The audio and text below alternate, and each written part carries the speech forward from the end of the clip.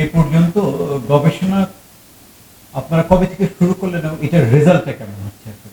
তার সাথে আমি আরেকটা কোশ্চেন আপনাকে আমি সম্পর্ক কোশ্চেন করে রাখি।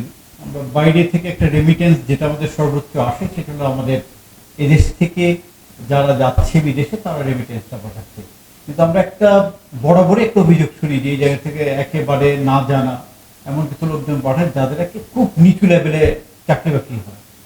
কিন্তু অনেকেই বলে যদি একটু এক্সপার্ট হয়ে যাওয়া যায় ওই ক্ষেত্রে কিন্তু আমাদের রেমিটেন্সের পরিমাণ দ্বিগুণ হয়ে যাবে।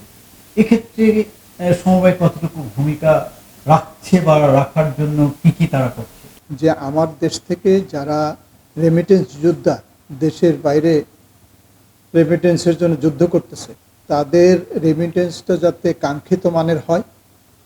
পাশাপাশি আরেকটা বিষয় সরকার বেশি চিন্তা করতেছে, যাতে আমার দেশের এই রেমিটেন্স যোদ্ধারা ওই দেশের জন্য একটা প্রপার ট্রিটমেন্ট পায়, সম্মানটা পায়।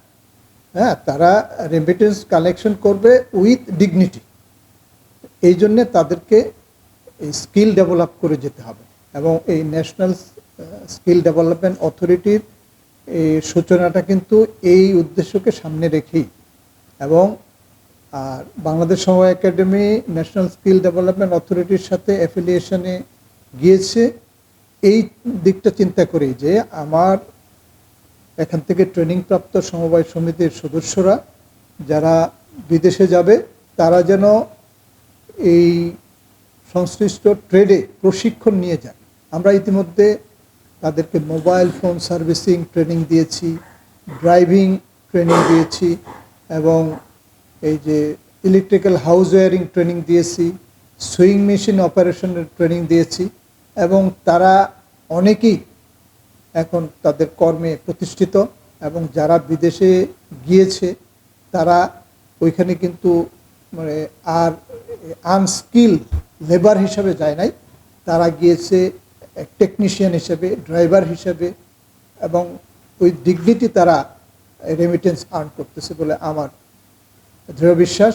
এবং সরকারের এই বিষয়ে অত্যন্ত তীক্ষ্ণ দৃষ্টি এবং মনোযোগ এবং একটা অথরিটি সৃষ্টি করেছে যেন আমাদের দেশ থেকে যারা বিদেশে যায় তারা যেন তার জেনারেল শিক্ষার পাশাপাশি আরেকটা হাতের জন্য তার একটা নির্দিষ্ট স্কিল ডেভেলপ স্কিল নিয়ে তারা যেতে পারে, শিক্ষা নিয়ে যেতে পারে।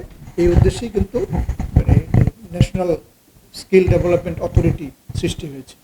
আমি মনে করি এই ক্ষেত্রে সরকারের দৃষ্টিভঙ্গি অনেকটাই পজিটিভ।